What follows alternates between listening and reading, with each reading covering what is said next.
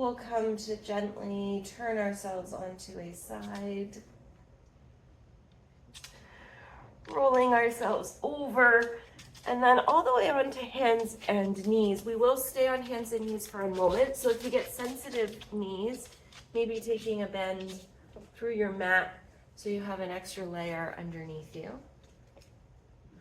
From hands and knees, we want a nice widespread stance between your hands and your knees. So hands should be coming roughly underneath your shoulders. Knees should be stacked under hips. Yeah. Nice little table position here. Let's start with just the tailbone moving. Think about curling your tailbone so it points down towards the floor. The low back starts to round up towards the ceiling, really pushing into the knees as you feel not just the low back, but now maybe the mid back start to round, pushing up through the palms. Feel the space between your shoulder blades separate, chin tucks in, push the back of the body towards the ceiling.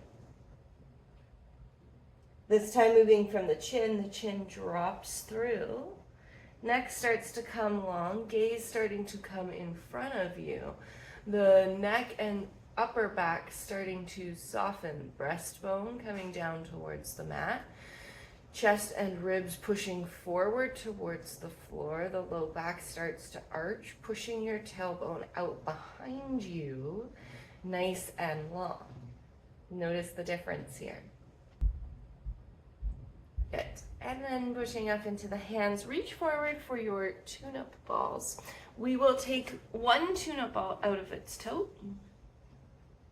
The other one can hang out somewhere close by. And we'll do a little bit of a tracing exercise with the tune-up ball.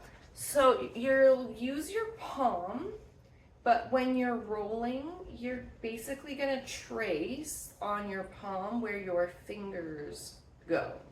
So it's not a huge movement, but we want to kind of roll from the outside of the hand up, tracing along where the line of your finger would be. So doesn't matter if you start near the thumb or the pinky, but you're going to start near the wrist part of your hand and then pushing down, applying pressure, pulling your hand towards you until you get roughly to the base of your knuckle, and then pushing your hand back away from you as you guide the ball back to the center of the palm. Coming in for the next finger, pushing back to the center, coming over next finger, and all the way out to the edge of the hand. So it's not a huge movement, but we're just going to slowly imagine that we are tracing the lines of the fingers on the hand, moving up and down, trying to keep pressure steady, which can be a challenge. If your other hand really feels like it's taking a lot of effort through the wrist, you can come up onto a fist and take a bend out of the wrist. That can be a little less intense. Nice. Okay, we've been kind of going outside to inside. You can turn it more into a little bit of a circle through the palm. I find I'm kind of starting to draw off my mat. Maybe you're more centered. All right, and then come to bring the ball into roughly the center of the palm. Spread the fingers as wide as you can, like you're trying to reach them all the way out to the sides. And then slowly start to make almost like a clawed fist. Can't make a real fist because our mat's in the way, but bending at the knuckles, holding tight.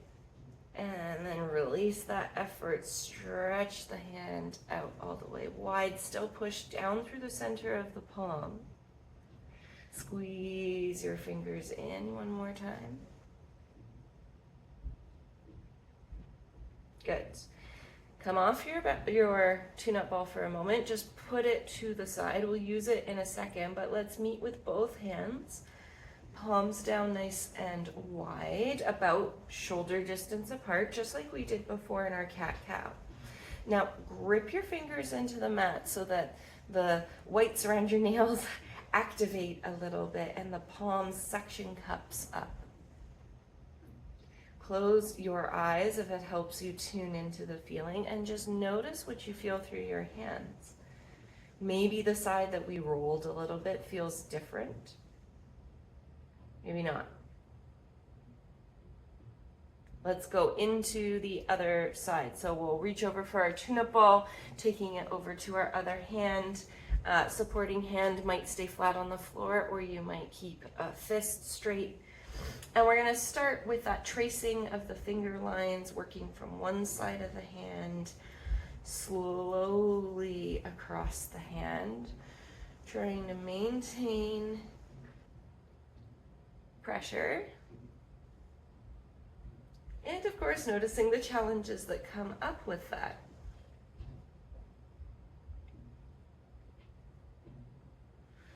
It's all right if your tune-up ball takes itself for a little walk, we can always adjust. As you start to roll on the second side, notice maybe what sensations are coming up differently. Yes. I see you have a helping puppy.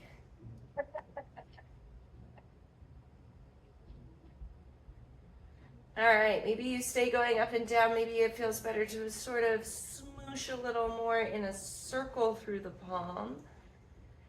Maybe that change of movement requires a slightly different speed or depth.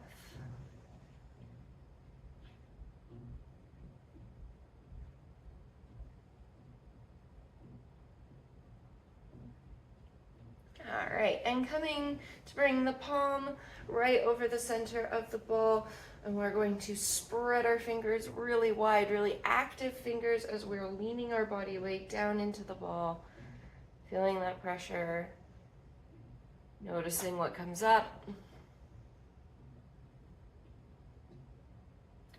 And then let's see if we can, bending at the knuckles, curl your fingertips in, gripping over top of that ball. And spreading your fingers nice and wide. And one more, squeezing all the way in. Really hold that tension when the fingers get in. And spreading all the way wide. Good. Releasing your hand off the tune-up ball. Let's take a moment. Bringing both arms down towards the mat again, hands nice and wide, gripping fingers into the mat. Let that little suction cup of the center of your hands open up. Maybe closing your eyes, maybe just tuning inwards, imagining you can feel that palm again. What do you notice side to side? All right.